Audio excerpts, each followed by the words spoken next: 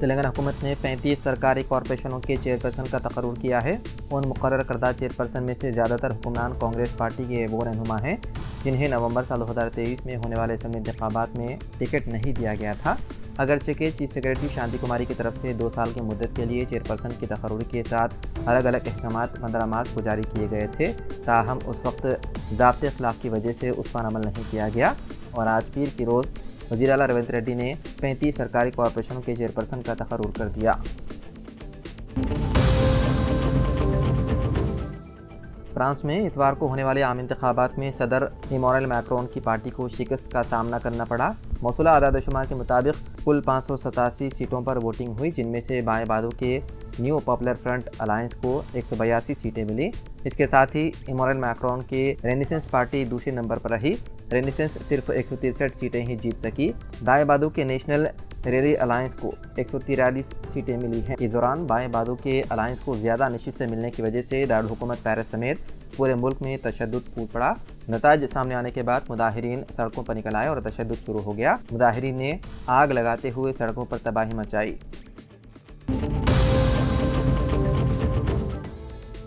Directorate of revenue intelligence के अहदेदारों ने हैदराबाद में बड़ी मिकदार में सोना किया जब्त। हुक्काम ने बताया है कि जब्त किए गए सोने की खुलेआम मार्केट में कीमत 2 करोड़ 9 लाख रुपए बताई गई है।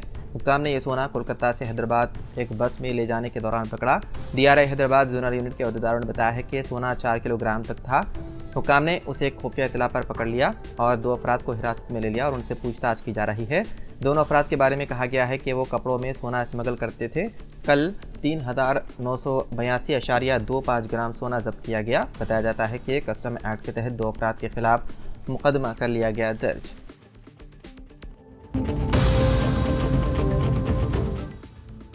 दिल्ली हाई कोर्ट ने ED को नोटिस जारी किया, जिसमें दिल्ली के वज़ीर आला अरविंद केजरीवाल की तरफ से दायर दरख्वास्त पर जवाब तलब किया गया, जो मुबैना दिल्ली शराब पॉलिसी घोटाला मामले में तिहाड़ जेल में कैद है।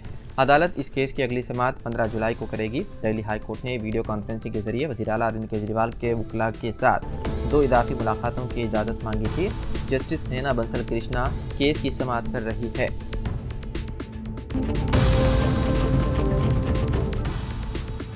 तेलंगाना महकमे बरक़ी ने बिजली के बिल की अदायगी के लिए नए हिदायत की जारी। Telangana state southern power distribution company limited ने ऐलान किया है कि बरक़ी सारिफीन को 1 जुलाई से शुरू होने वाले अपनी बिजली के बिलों को खुसूसी तौर पर Telangana state southern power distribution company limited portal या मोबाइल ऐप के जरिए अदा करना होगा। UPI थर्ड पार्टी जैसे कि गूगल पे, फ़ोन पे और पेटीएम के जरिए अदायगियों को रोकने का फैसला रिजर्व बैंक ऑफ इंडिया के नए ज़वाबित के मुताबिक है। TSS-PDCL ने इसके मुताबिक उन थर्ड पार्टी प्लेटफॉर्म्स के जरिए बिल के अदायगियों को कबूल करने से इनकार कर दिया।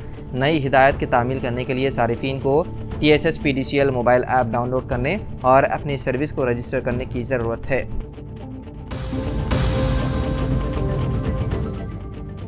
मुंबई में आज सुबह 6 घंटों में मुख्तलिफ मकामात पर 300 मिलीमीटर से ज़्यादा बारिश हुई। इस मूसलाधार बारिश की वजह से शहर के कई इलाकों में पानी जमा हो गया। इस शदीद बारिश की वजह से ट्रैफिक का निज़ाम पूरी तरह दरहम बरहम हो गया और मदाफ़ाती लोकल ट्रेनों की खिदमत मुतासिर हो गई। इसके अलावा मुंबई के तमाम BMC, सरकारी और खानगी स्कूलों और कॉलेजों में पहले सेशन के लिए तातील का ऐलान किया गया है। महकमे मौसमियात के मुताबिक आज भी तेज़ बारिश का इम्कान है। BRS के 2 अरकान असम्बली ने आंध्र प्रदेश के वज़ीर आला व तेलुगु देशम पार्टी के कौमी सदर चंद्रबाबू नायडू से मुलाकात की। BRS के अरकान असम्बली प्रकाश गौड़, RK पुड़ी गांधी और साबिक रुकन असम्बली मिरियालगुड़ा भास्कर राव ने गुज़िश्ता रोज़ जुबली हिल्स में चंद्रबाबू नायडू की रिहाइशगाह पर मुलाकात की। BRS पार्टी के अरकान ने आंध्र प्रदेश के वज़ीर आला का ओहदा संभालने पर उन्हें मुबारकबाद दी। वाददान रियासत की मौजूदा सियासी सूरत हाल पर तफसीली तबादला ख्याल किया। इस वक्त हैदराबाद में तमाम BRS अरकान असम्बली साबिक में तेलुगु देशम के MLA रह चुके हैं। मजीद ये कि उन्होंने हैदराबाद में मुकीम सीमा आंध्रा के वोटरों की वजह से गुज़िश्ता असम्बली इंतखाबात में कामयाबी हासिल की थी। रियासत में मौजूदा सियासी पेशरफ्त को देखते हुए ये खबरें गर्दिश कर रही है कि माजी में तेलुगु देशम से वाबस्ता कायदीन BRS पार्टी छोड़कर वापस तेलुगु देशम में आने वाले हैं। ताहम उन कायदीन ने तेलुगु देशम पार्टी में शमूलियत के इम्कानात को मुस्तरद कर दिया।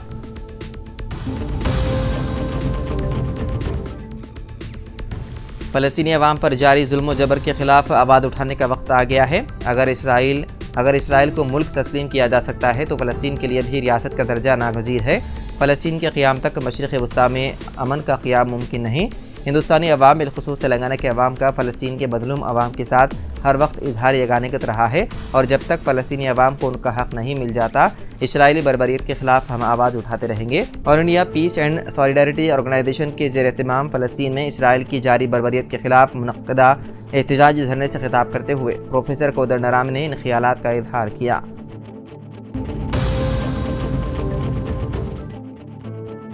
सदर तेलंगाना प्रदेश कांग्रेस कमेटी के ओहदे पर रेवंत रेड्डी की 3 साल मियाद आज मुकम्मल हो चुकी है। 3 साल कबल आज ही के दिन रेवंत रेड्डी ने उत्तम कुमार रेड्डी से प्रदेश कांग्रेस कमेटी की सदारत की जिम्मेदारी हासिल की थी।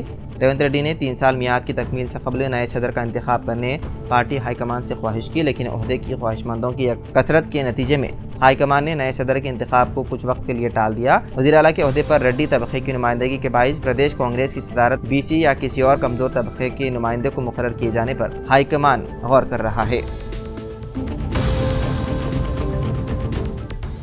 आंध्र प्रदेश में एक सीमेंट फैक्ट्री में कमोबेश 15 मजदूर जख्मी हो गए, उनमें 5 मजदूर शदीद जख्मी हैं। तफसीलात के मुताबिक Nandigama assistant commissioner of police B रविकिरण ने कहा कि ये मजदूर सेकंड फ्लोर पर थे कि तीसरी मंजिल से सीमेंट की तैयारी में इस्तेमाल होने वाला इंतहाई गर्म मटेरियल उन पर गिर पड़ा। ये वाक़या जिले NTR के जगैया पेट मंडल में बुद्धावाड़ा अल्ट्राटेक सीमेंट फैक्ट्री में पेश आया। कोई धमाका नहीं हुआ, लेकिन तीसरी मंजिल से भारी मिकदार में इंतहाई गर्म मटेरियल दूसरी मंजिल पर मौजूद मजदूरों पर गिर पड़ा, जिसके नतीजे में ये मजदूर झुलस गए।